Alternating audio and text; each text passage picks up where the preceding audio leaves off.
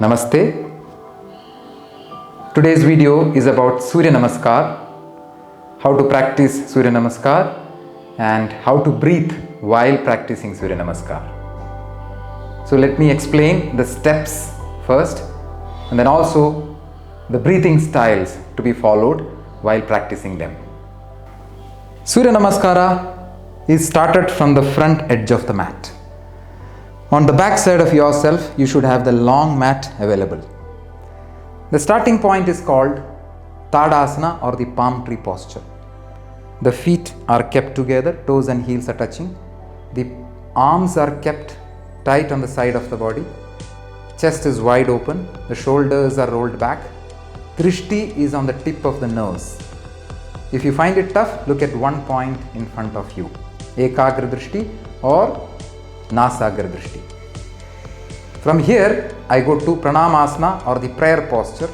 Inhaling, I take the arms over the head, join at the top. Exhaling, bring to center of the heart. In this position, the palms are pressed against each other. Shoulders are wide, elbows are wide, and Drishti is ideally on the tip of the nose. That's called the prayer posture or Pranamasana. And that is the first step of Surya Namaskara, which is called Ekam. So I inhale and exhale. That completes one breath in Surya Namaskara. The next step, Dvi, is Hasta Uttanasana or extended arm posture. So from here, I inhale and stretch my arms forward and then backward.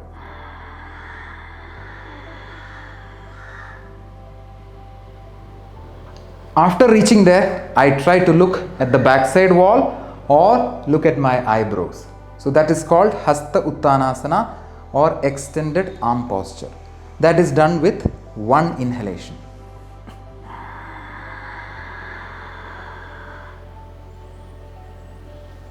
What are the important points in this asana? The extended arm posture. Don't join the palms at the top. So don't do like this. Try to keep the arms parallel to each other, keeping them at shoulder distance. Don't bend your wrist, elbows or the knees. So try to stretch the body backwards without bending these joints. So don't do like this. The effect of the back arch and the body stretch will be lost if you do like that. So that is the second step of Surya Namaskara. After second step, we have to bend forward, which is called the Padahastasana or hand to feet posture. And that is done while exhaling, and the Drishti in that movement is at the tip of the nose. From here,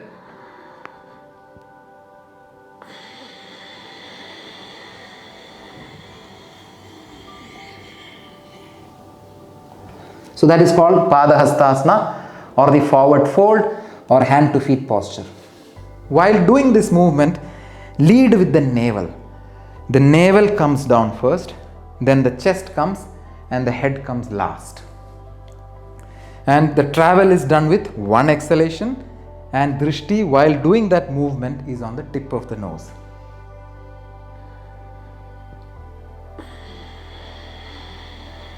You can see the head comes last. Stomach has reached, chest will reach now, and finally the head will reach. That is called the Padahastasana or hand to feet posture. When you do that asana, try to keep the arms parallel to each other. So there is no need to keep the hands on the feet. You can keep them in shoulder distance. If you find it tough to bring your head on the knee or any pain or difficulty, you can bend the knee slightly like this and just drop your head down. If you find it easy, try to make a good forward fold. That is the third step. From here, I go to Chatwari, which is one leg taken back. It is called the horse riding posture or Ashwasanchalanasana. So with an inhalation, I take one leg back, keeping that standing toe on the floor. I keep this knee down and come on the tip of my fingers and lift the chin up. All that is done with one inhalation. So I can now feel the stretch on my throat, thyroids. I keep the teeth together, looking towards the eyebrow.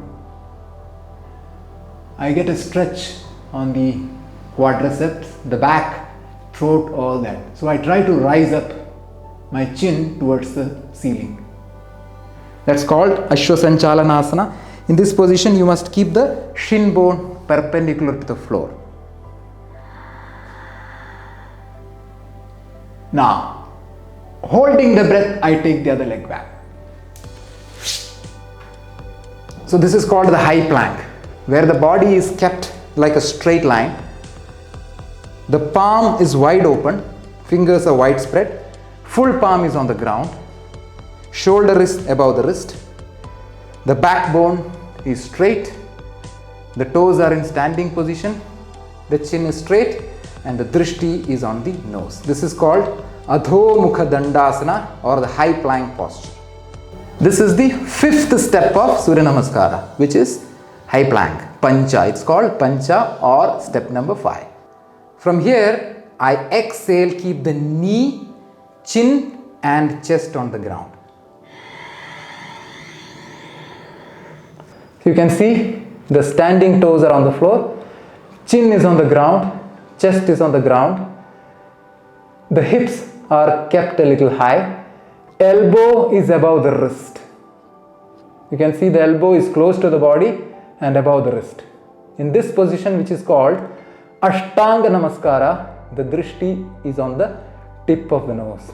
If you find this step as very easy, so you are here, you can do a low plank, which is called Chaturanga Dandasana. This is Chaturanga Dandasana, keeping every body part in the air. Otherwise, you can do Ashtanga Namaskara, 8 parts on the ground, 2 toes, 2 palms, 2 knees, 6, 7th is the chest, and the chin is the 8. Ashtanga means 8 parts on the ground. So this is the 6th step, or Shat, of Surya Namaskara. From here, I have to split the toe, inhale, bring the upper body lifted to the sky, which is called the Cobra posture or Bhujangasana. If you find lifting Bhujangasana is easy, you can do Urdhva Mukha Svanasana or upward facing dog, which is done with an inhalation. Lift your body in the air, keeping the knees floating in the air. This is called the Urdhva Mukha Svanasana or upward facing dog. Drishti is on the eyebrow. Stretching the body like a dog stretching the body upwards.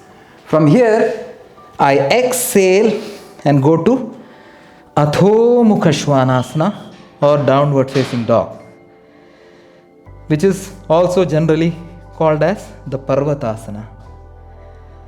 So I stretch the body backwards, pushing the ground, keeping the knee straight and looking to the navel. So this is the 8th step or Ashta of Surya Namaskara. From here, I'm going to come back, taking the same leg forward. I come back to Ashwasanchalanasana or horse riding posture. So with an inhale, I bring the same leg forward and look up towards the eyebrow. So I had taken the left leg back first, so I brought the same leg forward. So this is the 9th step of Surya Namaskara. This is done with the inhalation. Now with an exhale, I bring the second leg, which is the Padahastasana, through which we went. So this is the 10th step. Dasha. Now Ekadasha, inhale, stand up, do the same backward stretch again. And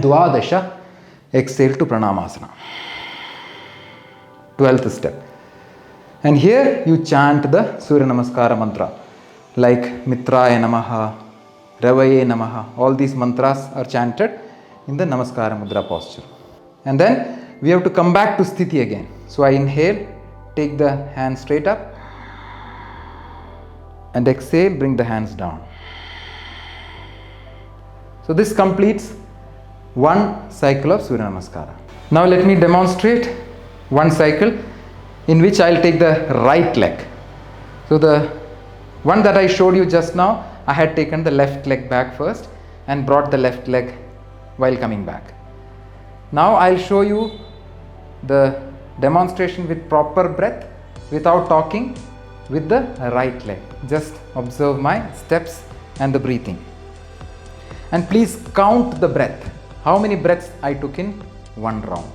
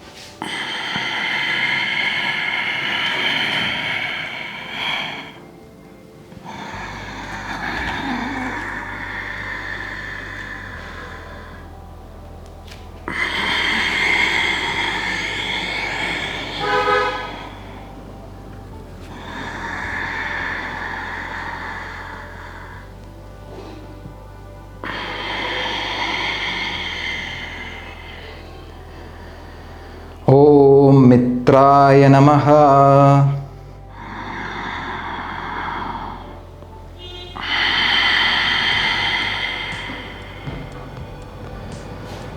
So did you see the entire one cycle was done with 7 breaths. So I'll count it for you once again. So this is inhalation and exhalation. One breath is over.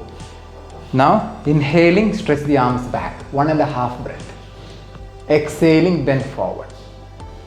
2 breaths are complete. Inhaling, take your one leg back, 2.5 breath. Holding the breath, take the other leg back. Now exhaling, go down on the mat. 3 breaths. Inhaling, lift your upper body. 3.5. Exhaling, lift your back. 4 breaths. Inhaling, bring the leg forward. 4.5.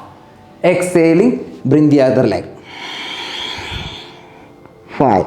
Inhaling, stand up, stretch your hands. 5.5. Exhaling to Namaskara Mudra. 6.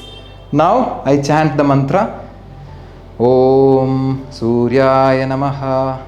Now the 7th breath will be returning to Samasthiti.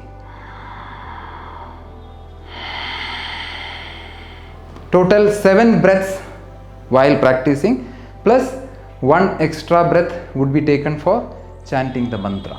So one cycle of Surya Namaskara should be done with 7 breaths and 1 mantra.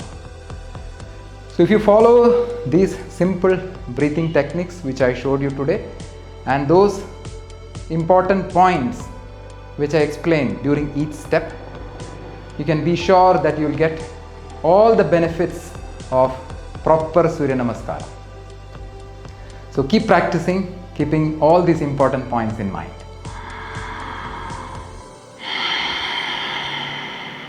Namaste.